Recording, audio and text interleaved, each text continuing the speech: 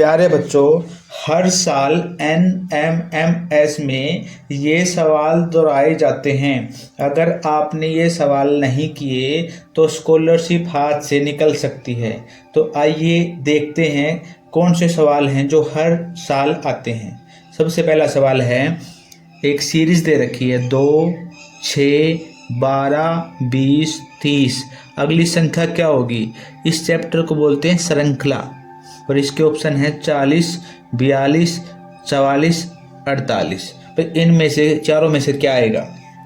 तो ऐसे सवाल जो श्रृंखला वाले चैप्टर के हैं उनको कैसे करते हैं, इनके अंतर को देखते हैं। 2 और 6 का अंतर 4, 6 और 12 का अंतर 6, 12 और 20 का अंतर 8, 20 और 30 का अंतर 10। तो ऐसे सवालों में हम इनके अंतर को देखेंगे। 4 से 6, 6 से 8, 8 से 10, तो अगली संख्या का अंतर हो जाएगा 12। तो इसका आंसर आ जाएगा 42। ये है इसका आंसर।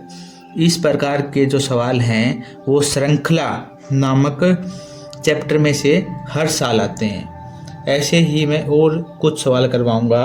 अगर आपको 5 में से कितने नंबर आते हैं वो आपने कमेंट करके बताना है। दूसरा प्रश्न है, गाय, कुत्ता, बकरी, शेर, इनमें से अलग को छांटिए।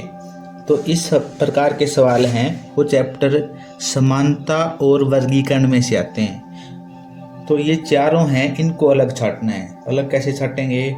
जैसे गाय है, कुत्ता है, बकरी है और शेर है। इनमें से 3 एक जैसे हैं, एक अलग है। 3 कैसे देखेंगे? गाय है, कुत्ता है और बकरी है। तीनों को हम पाल सकते हैं घर पे, तो ये पालतू हैं और शेर है ये पालतू नहीं है, इसलिए आंसर आ गया शेर। 1 + 3 कितना होता है? वैसे 4 होता है लेकिन इसमें दे रखा 8। 2 + 4 दे रखा 12। 3 + 5 क्या होगा? ऐसे सवाल आते हैं। ये तर्क शक्ति के सवाल हैं। 1 और 3 कितना होता है? 4। इसको डबल करके लिख दिया 8। 4 और 2 कितना होता है? 6। इसको डबल करके लिख दिया 6 दूनी 12। ऐसे इसको 5 और 3 कितना होता है?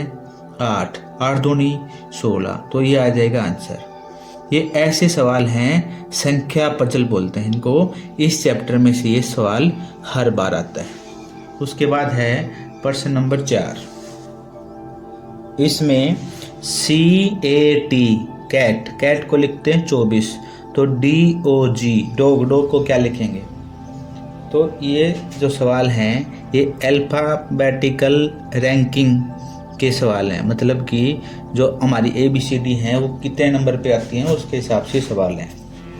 C 3 नंबर पे आता है, A 1 नंबर पे, D 20 नंबर पे। तीनों को जोड़ दिया, 20 और 1 21 और 3 24। ऐसे ही डॉग कितना आ जाएगा?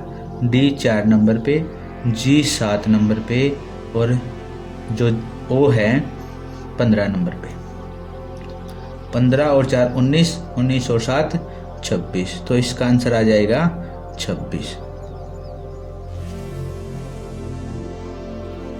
देखो इसमें क्या बताया है, A B का पिता है और C A की बेटी है। तो B और C का क्या संबंध है? ऐसे सवाल होते हैं रक्त संबंध वाले। इसमें बताते हैं एक महिला है, उस महिला का उससे ये संबंध है, उसका पुत्र आपका क्या लगे। इस प्रकार के सवाल आते हैं, ये बहुत टाइम खाते हैं। तो इन सवालों को कैसे करते हैं वो देखो। क्या बताया? A B का पिता है। B का पिता मतलब B बेटा या बेटी हो सकती है। A उसका बाप है, मतलब वो आदमी है, उसको लिखेंगे ऊपर A। किसका बाप है? B का। फिर देखो क्या है, और C A की बेटी है। अब इसने बता दिया A की बेटी कौन है? C, और ये इसका बेटा है।